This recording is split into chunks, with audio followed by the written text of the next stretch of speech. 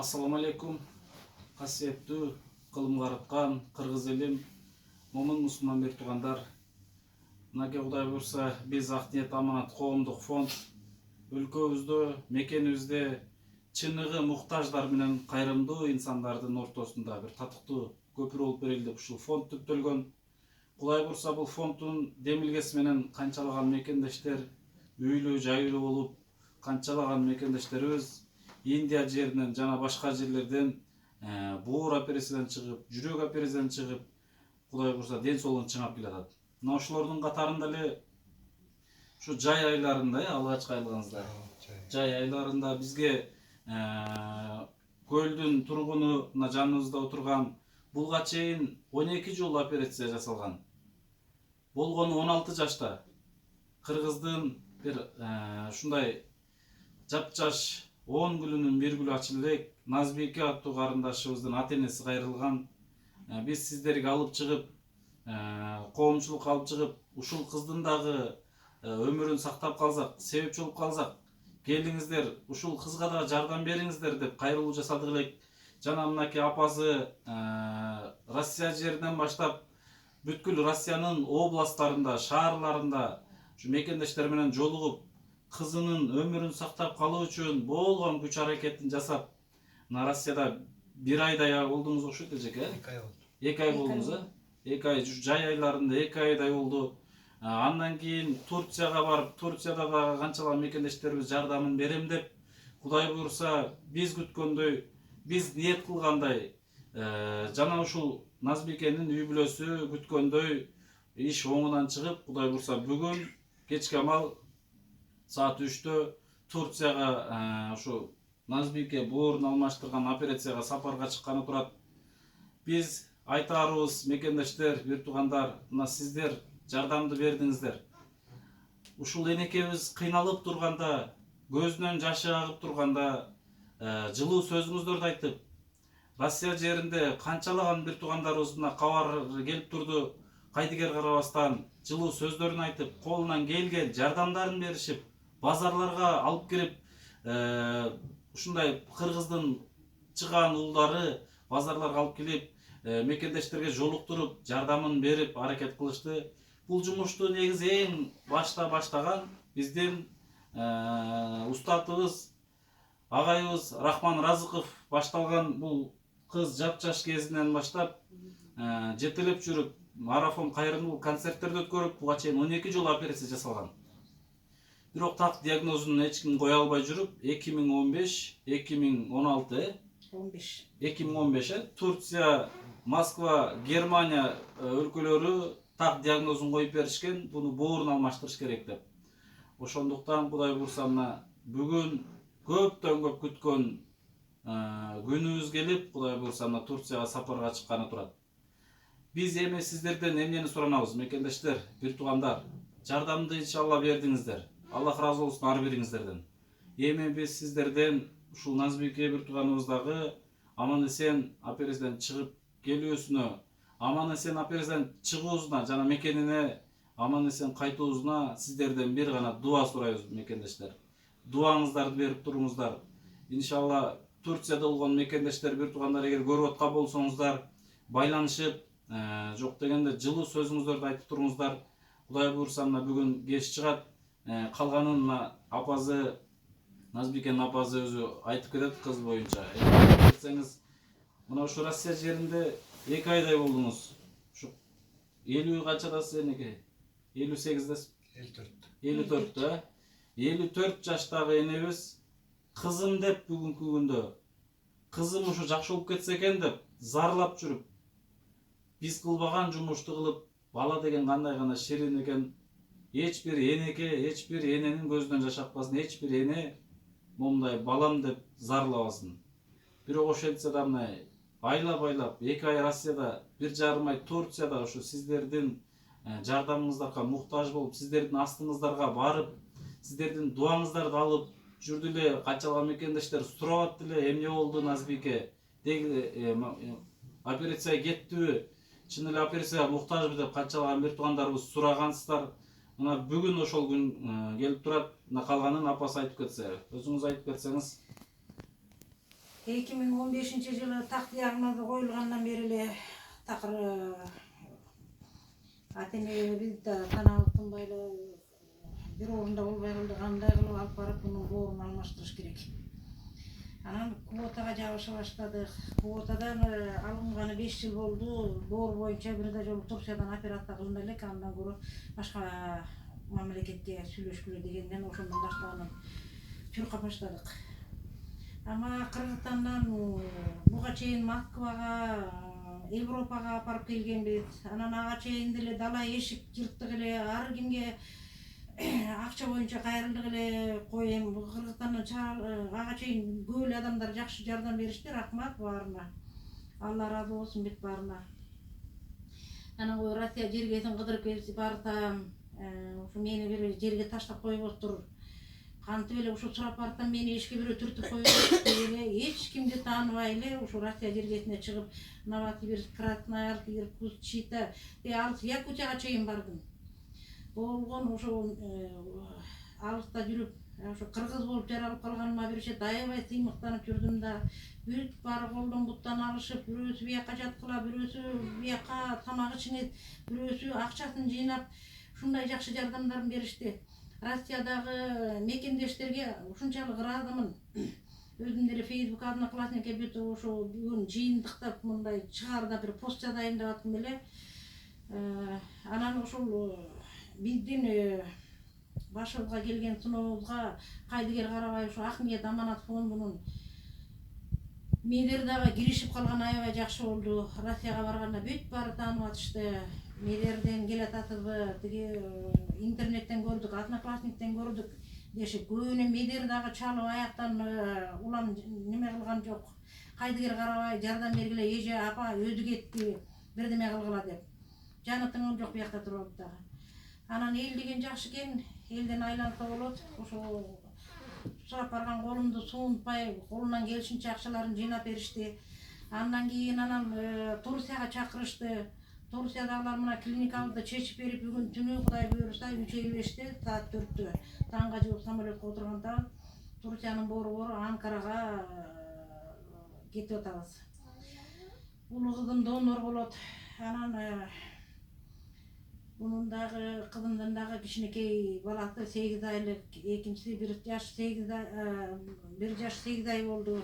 Şu baldarın taştap, kızımdı dagı bir kanday bir batırdı kılıp atat dep koysam aşık ketpestir. Özünün baldarını taştap şu boğuru biri vurtağın üçün şu boğurun berem dep şu kadamga barıp oturat. Anan Kuday buyursa bugün barıp arka berki vraçlardan жыйынтыгын көрүп келсек, кайра элибизге жүзү жарык болуп, силердин дубаңар менен ушул жерге жүзү жарык болуп кайтып келсек деп тиленип турабыз азыр. Баарыбызга ак жол каалап коюңуздар. Эч бир эне ыйлабасын, ата эне балам деп кыйналбасын дегендей. Бул бала үчүн дүйнөнү чарк айлансаң да аздык кылат экен да. Bala üçün mına kılan buğa çeyin iki olanı жерге berdik ele bizge de oңой berip болгон жок Кудайдын берген сыноосу. Анан өзүң башкан ушунча оор сыноону өткөрүп туруп өзүңөн күчтүү болот экенсиң, өзүң алдыга мактатты коюп, кадамды коюп, бирөөнү карап отура бербей өзүң чуркайт экенсиң. Анан ошону өзүң жалгыз үй бүлөң менен көтөрө албайсың, мынанча эл жардам берди дегендей элдин айланса болот. Ошо ар бир үйгө ырыскы кутуру болсун, эч кимдин баласы оорубасын, эч бир эне ата балам деп сыздабасын. Кыргыз элиме ушуну каалайт элем. Алыста жүргөн мекендештерге Чита, Красноярск, Новосибирск, Якутия, Москва, Самара шаарындагылар эгер көрүп отурса, Назбике кетип атыптыр деп билиңиздер Кудай буйруса бүгүн. Өздөрү деле мага кайда кайрылып атышты. Кадимдей бир туугандай болуп атыр, WhatsApp'тан баары менен жазышып барын отчет айтып аттым мен. Биякта жүрөм, тиякта жүрөм, биякта мынча акча жыйналды. Мына Турцияга келдим, биякта мындай чечилип атты деп барын айтып аттым. Баарыңыздарга ден соолук, тапкан ошол жерде мекенден алыс жүрүп, ушундай бир азап менен тапкан акчаларыңар өзүңөргө жакшы жагына буйрусун. Ошо мага окшоп баргандарды, кыйналып баргандарга эч ким жок дебей, өздөрү кыйналып жүрсө дагы, мекенден алыс болуп жүрсө дагы, кайдыгер карабаган ошо мекендештерим аябай ыраазы болдум. Бар болгула баарыңар. Биз да эл аратында аман бололу, силердин дубаңар менен жакшынакай кайтып келип, операция ийгиликтүү болду деп ушундай бир кубанычтуу келели. Иншалла буйруса. Чакмар келтирсең дер. Мынакей донору Назбикенин бир тууган эжеси буйруса чынында өтө чоң, өзүңүз айткандай, эрдик жумушту кылып атат. Анткени жанын берип атат. Боорун берип атат ушул кыз үчүн. Алла ыраазы болгон болсун. Буйруса сиз чын жүрөгүңүз менен, ак ниетиңиз менен баратасыз. Коркуу сезим болгон жокпу сизде? Буга чейин эле донор болуп берем деп тургансыз, Жашыңыз канчада сиздин? 32. Анализ түштү, Анализ бергенбиз, баары меники туура келди. Машалла, Алла ыраазы болгон болсун. Назбике, сен бүгүн Кудай буйруса мынакей көптөн көп күткөн, ата-энең күткөн, бир тууганың күткөн, жана сен өзүң күткөн убакыт келип турат. Кудай буйруса бул байыжы айтканбыз го, сыноо күндөр артта калат. Сыноону көтөрө ала турган инсанга берет экен Аллах Таалам. Мына сен ушунча сыноону көтөрдүң. Бир эмес 12 жол операция көтөрдүң, 12 жол операция болдуң, ушунун баардыгын көтөрдүң. Ушунчалык күчтүү инсан экенсиң. Кудай буйруса эң акыркы операция болгон болсун ушул. Кудай буйруса Аллах Таалам ушул сага шифаны берип, Кыргыз элине кызмат кылган инсандардан болосун деп биз ишенебиз. Мына бүгүн азыр кетип атасың, коркуу сезим болбой атабы сенде? Албетте коркуу сезими бар, жок. Мурдакы операцияларды көтөрүп, баары көнүм иштери болуп жатат. Иншалла. Мына буйруса жакшы болот. Ал жака баргандан кийин баягы бизге ооруп аткан инсандар айтып калчу эле, өзүң ошол жерге баргандан кийин өзүңдү кадимкидей жакшы болуп сезип калат экенсиң деп. Индияга барган ар бир Милан, Мергүл уже жетип алгандан кийин өзүн жакшы сезип калат. Алар уже ишенич пайда болуп атат. Буйруса жакшы болот. Бул кыйынчылык күндөр артта калат. Иншалла баары кыйынчылык күндүн баары артта калып, элиң күткөн, ата-энең күткөн күндөр келет иншалла. Анан Кадырбек, мына буйруса мына биргеликте жай менен жүрдүк. Назбикенин маселесинен сырткары дагы элге кошо барып, кошо кызмат кылып, кандай кылсак, эмне кылсак деп сиз менен мен кеңешип турдум. Анткени сиздин башыңыздан өткөн үчүн бул жумушту өзүңүз жакшы билесиз. Өзүңүздүн муктаждыгыңыз болуп турса дагы башка инсандарга кайдыгер карабастан, жок дегенде морально, материально жардам берип аттыңыз, Аллах ыраазы болгон болсун. Мына ушул кыздын атасы катары өзүңүз мекендештерге, бир туугандарга айтып кетсеңиз, сизде кандай мындай сезим болуп атат? Анан мен Назбикеге айтарым, эч кандай бир коркуу сезим болбосун Назбике. Жакшы ниеттүү кой буйруса. Ак ниеттүү кой. Мен жакшы болом эле деп тур. Коркпош керек, Кудай буйруса сөзсүз аман эсен чыгасың бул операциядан. Кадырбек өзүңүз айтып кетсеңиз. Dinledeyiz, hurmatlı Kırgız elim. Uşul bizge düşkön, başımıza düşkön tüşüktü, bağırlar, görüp bilip, şunca yardımlar kıldılar. Bizge de oğur nesi, oğur oldu, iki kız şu operasyaya kamdap. Moraldik canandı kamdadık. Sizlerge çok rahmat. Şu biz menен çok oğurup, kança degen materialдык жардам бердилер, моралдык жардам бердилер, телефондон чалып бизге күч кубат берип турдуңар. Биз ыраазычылыгыбызды билгизебиз. Кудай буйруса ушул кыздарыбыз аман эсен операциядан келсе, биздин жакшылыктарыбызга дагы тең бөлүшөлү. Мына берер турат фонд Акниет ана коомунун фонду. Сага 1000 мертебе ыраазыбыз. Сендей жаштар көбөйсүн. Ушу бизди угуп аткан акчалуу, жанагы телевизордон көрсөткөн байлар көрүп калса, ушундай фонддорго жардам бергиле. Кандай деген Кыргызстанда кыйналып жүргөн адамдар бар. Ошолорго соопчулук үчүн жана уурдалган акчанын жок дегенде 1-2% ушундай фонддорго которуп элге жардам берсе, силерге да аш болымды болот деп айта кетет элем. Ушул окуп калган жанагы чоңдорго окуп калса, чет элде жүргөн эл жерден алыс жүргөн мекендештерге чоң ыраазычылык билдирет элем. Ушул биздин ушул эмени тең бөлүшүп жардам берип миң мерте ыраазыбыз. Ушуга ыраазычылык билдирет элем. Ушуга чейин мына Медер айтып кеткен, Рахманова 10-12 жылдан бери бизди сүйлөп жүрдү. Андан кийин мына Медер биздин маңдайыбызга Медерди эметиптир. Медер ушунча жүгүрүп ушундай мына бүгүн жол тартып атабыз. Сиздерге чоң рахмат.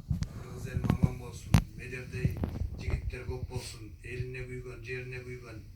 Медердин деле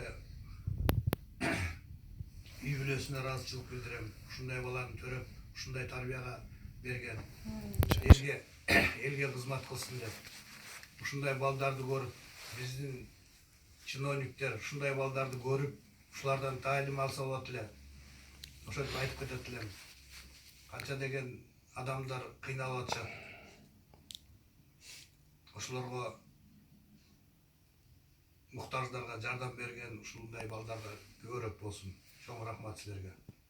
Рахмат, чоң жылуу сөздөрүңүздөр үчүн тазим рахмат. Анткени бизде ушу 6 миллион элдин арасынан Аллах таалам ушул жумушка буйруп койгон экен. Аллахка чексиз шүгүрлөр болгон болсун. Мына канчалаган өтө сөз менен айтып бүткүз бир жакшы жумуштарга себепчи болуп атабыз. Бул бир гана Аллахтын буйругу менен мекендештер. Буйруса дагы да сиз айткандай Назбикеде канчалаган мекендештер үчүн кызмат кылабыз ден соолугунун аягына чейин. Баарыңыздарга рахмат мекендештер. Бүгүн Рахман аба менен Рахман Разыков менен чогуу бул жерге келе турган болуп аттык элек. Ден соолугуна байланыштуу келе албай калды. Бул маселени эң башкы көтөрүп чыккан ушу Рахман Разыков эле. Агайдан Аллах ыраазы болгон болсун. Буюрса ар бир Назбикеге салым кошкон инсандардан Аллах ыраазы болгон болсун. Сиздердин берген ихсаныңыздар Аллах таалам кабыл кылган болсун. Сиздердин жиберген аманатыңыздар мына буюрса ушул операцияга мына бүгүн аттанып турат. Бардыңыздарга рахмат мекендештер. Аллах ыраазы болгон болсун. Кудай буюрса биз сиздерден бир гана дуа сурап турабыз. Дуа берип туруңуздар ушу Назбикеге бата менен ушу эл көгөрөт дейт. Буюрса бата берип турайлы, дуа берип турайлы. Жакын күндөрдө мына бүгүн Турция урса анализдерин тапшырып, операцияга кирип, аман эсен чыгуубузун биз Кудайдан тилейбиз. Баарыңыздарга рахмат мекендештер. Аллах ыраазы болсун.